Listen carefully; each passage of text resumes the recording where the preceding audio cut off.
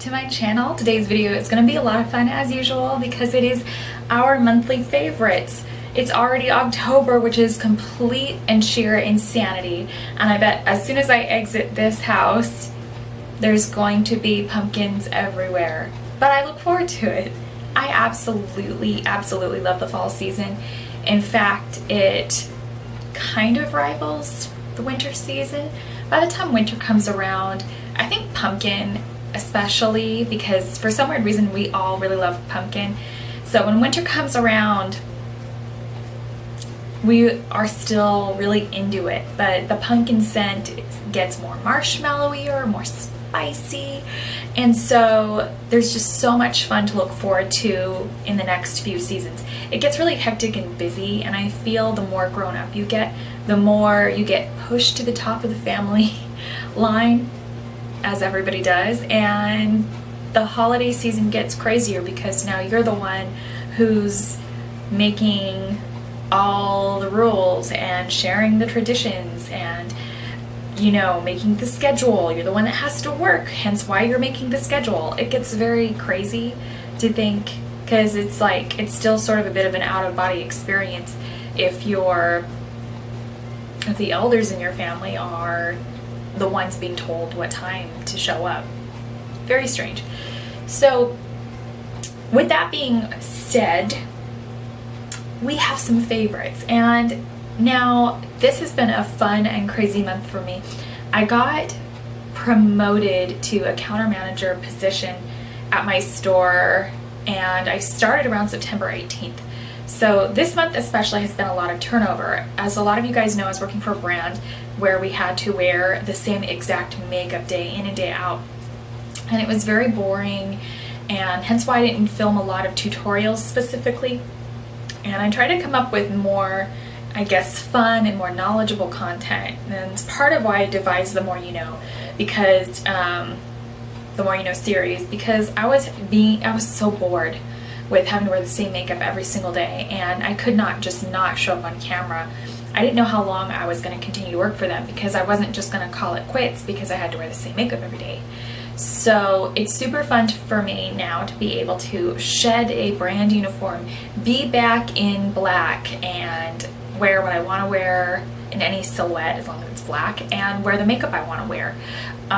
Because I love to review things for you guys, and I definitely try to merge my professional life with my YouTube life in that sense, because I really get to wear, share, try, and get genuine feedback on products. I get to see their durability, and that translates to YouTube. I get to share all of the stuff that I learn in the beauty world here on YouTube, and you guys are an extension of my beauty world. So let's go ahead and get into skincare favorites, as I always do, because you can't have beautiful makeup without beauty. The very first thing at the top of the pie when it comes to skincare would be an eye cream. Super obsessed with the Mad Hippie eye cream. I feel like my eyes look so much better since I started using this, and now I'm almost gone through a full bottle, and I'm absolutely loving it. I don't feel like my eyes look old. I feel like I almost have more lid space, if that's at all possible. I just don't have any heavy wrinkles, and I have been putting this like right here in the center of the brows because I don't want to get that crease. Sometimes I do more this face, but I don't get a lot of forehead wrinkles. I would rather kind of have this be kind of, I guess, a little wrinkled than have the space between my brows, but you can't really pick and choose. So it is what it is, but regardless, I at least want to keep this eye kind of area feeling really creamy and hydrated, and at least, you know, comfortable and not tight.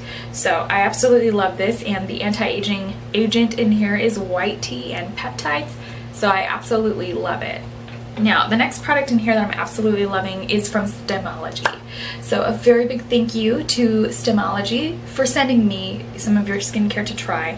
And one of my favorite things that I've noticed is really helping to resurface my skin and restore the good cells is Stemology's Cell Revive Brightening Serum with Stem Core 3 technology. Absolutely fabulous. I feel like when I apply my highlighter now, I'm not just trying to you know, mask discoloration with the highlighter. I get to really apply it where it's most flattering. You know, after a couple of weeks of using it, I definitely looked in the mirror and I was like, well, my skin does look, you know, brighter. I don't feel like the discoloration on my skin is as jarring. It's definitely been taken back a bit. So really, really like this. Hyperpigmentation is supposed to be like calmed down in about 14 days. I'm only wearing Bare Pro today, and I'm not wearing a tinted primer or anything like that, so I absolutely love this. My ride or die video, but one of my favorite products in here is the Lock It foundation. I'm sorry I uploaded that so close to my favorites because I don't want to be redundant, but this really creates a very enviable complexion, very bright. It masks to an extent. It has a silicone base, so it feels lighter weight. It's not just drying and masking. You can still see your complexion through it, I feel, and not in a bad way. You don't want to create such a heavy cake up on the face that you have to recreate your skin tone. It does cover it completely covers coloration and texture, but it won't remove texture because you can't do that. Like texture anywhere from being anything that moves on or is focused face forward on the center of your skin. You just simply cannot remove it with foundation, and you don't feel it too much. One of my other favorite products to put on top of just about anything, because it gives you that really sort of flawless face but very pearly, is the BareMinerals Hydrating Mineral Veil. And the reason I like this is because it has silica water and rice, so it's basically a rice powder with a high water content. It feels very hydrating. I feel like I'm almost out of it. I need a new jar. But it feels very hydrating on the skin. It's got a lot of water in it. I feel like right underneath my eyes right here, I don't notice like any creepiness or crepiness. No, you know, I don't feel I look old when this is on. And it does have a slight yellow cast to it, so it won't remove the look of discoloration per se, but it takes the focus off of fine lines and feels really comfortable. Favorite I have in here, what makes you feel beautiful? And that for me would be Total Cuteness. Totally in love with the Too Faced Totally Cute palette for a very good reason. I didn't expect this to be my favorite because when I first saw it, I was like, okay, great. We got like 4 neutrals that aren't really neutral, and we got some brights in there. But if you're somebody who kind of likes the look of the Nikki Tutorials palette but is not so impressed by the fact that these blogger collaborations are not up to par with basic formulations, probably because they have to pay the blogger out, but I really like the Too Faced Totally Cute palette, and you'll have a really good neutral here called Double Scoop. Shooting Star is super fun for an easy to wear day look. Totally cute. You can also use this as sort of like a bubbly champagne all over the lid color for night if you wanted to, and then you could just darken it up with a little bit of chocolate donut. This is a very highly pigmented matte brown. You also have Bunny Fufu that could be used as an orange or as a very, very warm crease color. And then you have the fun 4 pops of color, which are kind of reminiscent of the Nikki Tutorials palette as far as the teal and the purple goes, but you do have some other fun pops of color. Not only can you have more options to focus on, but also these variations of purples or pinks grading into purples will also help you blend out some of those deeper brights. So I really, really love this palette, and I think it should be permanent, especially because it's a cute little tin. You can make it your own by putting the stickers on it. I just think it has a little bit more longevity by not putting something on the surface of the palette that'll kick up. But that's just me. I'll be running on a slightly different course than my Ride or Dies, because the Ride or Dies aren't necessarily products that we are gushing over loving just this month. They've been things that are always staples in our kits that we buy, that we always gravitate to, that are always our backups, that aren't necessarily like our instant pleasures. And I feel like our monthly favorites are more like those limited edition items for the month, the things that we've been using all the time, that we might not exactly be able to buy in a month, or something that we may not be gushing over for the next 2 years, but they're definitely, and that's definitely why I do date my monthly favorites, is because some of the products in them are definitely time sensitive. So with that being said, good brow maintenance is never time sensitive. But brow trends definitely are. As the years go by, brow trends have a tendency to change. Back in the 90s, everybody overplucked their eyebrows. Everybody wanted like the 1930s Jean Harlow. And so what did we get from that? We got Gwen Stefani. We got a few variations of Madonna. If you pull her from the 80s and plop her in the 90s, and she's probably back to the thick brow by now. But Bette Midler would be another good example of the 90s brow. And then if you watch any TV show from the 90s, Lisa Kudrow on Friends is another very, very definite 90s brow. Although we don't tend to think of her as being brow iconic, that brow shape definitely is. Another brow shape that's definitely iconic to the 90s would be the brow that kind of dips here, it has more fullness here, and then kind of thins out here. I can't think of a celebrity offhand that would have had that brow shape, other than maybe Courtney Cox may have tried it out in a few episodes of Friends. Maybe we saw Drew Barrymore with it. Drew Barrymore has had just about every brow shape on the universe. There's a perhaps that Cameron Diaz may have worn it. But I'm trying to not go with that anymore as far as brow trends go. I'm kind of trying to figure out my brows at this point in my life. I think it's because I have Native American in me and I also have Caucasian in me.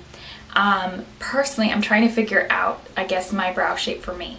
A lot of people expect me to have a furrier brow because I look so Caucasian. My skin is so white.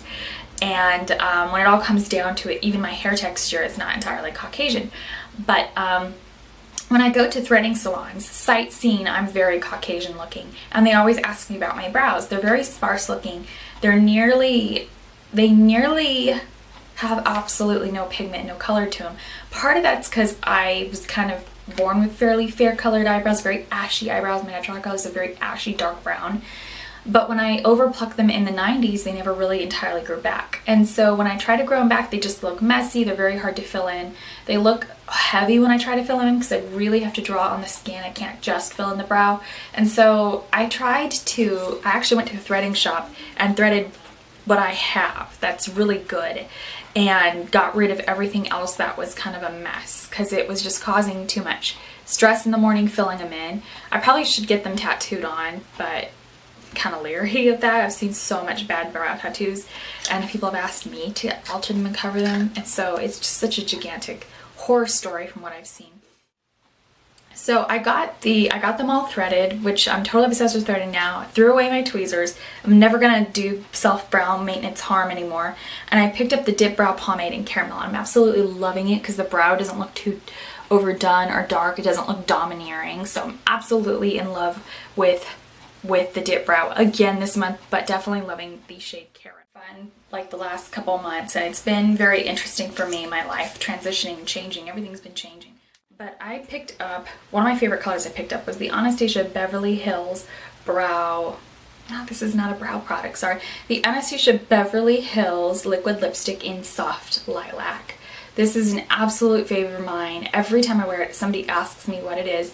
It does look similar to catnip, but I have to be in a definite mood for soft lilac or catnip. Catnip tends to lean much more dark or magenta, whereas this tends to lean like a very soft, pinky lavender.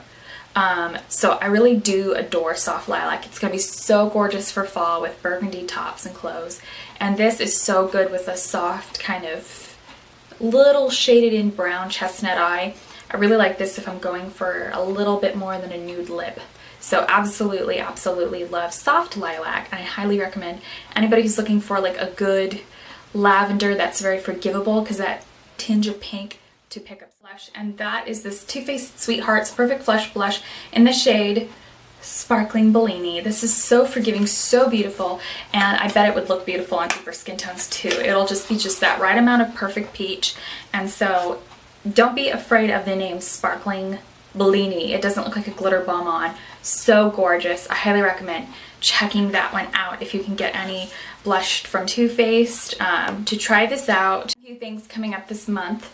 One of my friends has actually been a long time freelance artist for fashion shows, and I actually met them when I was in 2014 when I was working with another brand. They were working with a much more prestigious brand than my own as a full-timer, and they were still doing freelance on the side. Well, things have changed for them, and they get a lot more freelance work, and they need a team, so they asked me if I would like to be a freelance team artist. And so just about every other Sunday, I'll get to wake up probably at like 4 a.m. in the morning and do a fashion show. My first one will be on the 9th, so I don't know how limited the backstage photos will be, but I definitely look forward to getting more work in that way. I'm also now a counter manager for BareMinerals, which is a natural brand. It is owned by Shiseido, but if it's sold at a department store, they generally aren't super, they generally do have a parent company. So I'm just really excited about, I guess, my life. It's really funny how things kind of tumble down all at once. Whenever my life's going really good, I can't help but notice I seem to have very short red hair. I need all the time I can get to focus on makeup and not style a long head of hair. So everything's kind of going very interestingly right now. And I had always wanted to work backstage on fashion shows, but I always wanted to work in fashion. So this is definitely a real full circle for me. And so I'm definitely looking forward to October and November. I guess because there was a point in my life in my 20s where I worked in the food industry and I kind of gave up on all these interesting things. So, you know, I was watching Patrick Starr's, I think it was his Cinderella story, and then I was watching the YouTube video, I Am a Man. And it was very interesting because he said a line, life opens up when you do. And it's very funny when you start kind of focusing on all the positive things and trying to push out the bad. No matter how many times people try to bring up the bad, whatever you do to push it out, I've definitely put into my mindset, my mind, one thing: laws of attraction. When you focus on all the positive things that happen in your life, only positive things happen to you. I love to use the word I can now when people say, can you do this? And it doesn't matter if I don't know how to. I will do everything to figure it out. Instead of saying I can't, here's an obstacle, I can't. Because the more you say I can't, the more you're never going to be able to learn. And people have to learn somewhere. So if somebody says, can you do hair for this show? I'm like, I'm going to get on the internet. I can learn how to do this hairstyle. So definitely life opens up when you do. And just remember that with all the kind of the craziness, the hate, and the elections going on in the world, whatever's put out there on media that is extremely negative, just remember one thing: you are beautiful. And that is it for my monthly favorites. I don't have any key favorite YouTubers, but some of my favorite movies of this month are 13 Going on 30, because I've been watching more Netflix than anything else. Frank and Gracie, Grace and Frankie. Forget which way that goes. And really just, I also really like the How I Did My Makeup in High School videos. So those are definitely my favorites of the month. So stay tuned because October is going to be a crazy ride. Be sure to follow me on Instagram. I'll put a link down below because all my fun-filled life will be on there. And I'll see you guys in the next video. And just remember, doesn't matter what else is going on in the world. It matters what's going on with you. So I'll see you guys in the next video. Thank you for watching.